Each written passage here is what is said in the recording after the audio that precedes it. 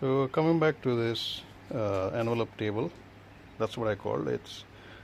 I've not fitted it on a Jimny yet, but it'll be up for display once we have it there. But I've already installed 3 of these previously, but these are with some more changes. As you can see right now, we have this turn knob here and here. That's basically the locking mechanism for this table. I'm just going to open it up in this position, but when it's installed on the vehicle, it's going to be upright. So this is going to be like the top side, and this is the bottom side, standing.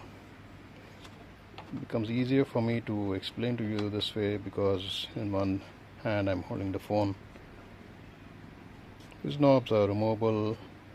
They are basically threaded in with some rib nuts, and the access to it is very simple. And of course, there's a lot of improvements which I can still further on do. You can also advise and suggest, yes, keep the insult to the minimum, please. We are all working hard to get something out. And here we go.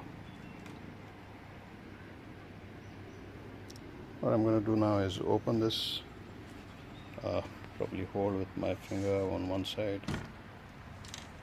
Opens up here, and then I have this lower tab which opens up. It's like an envelope. You can see it's fully opened. That's how it's going to look on a tailgate door. Exactly.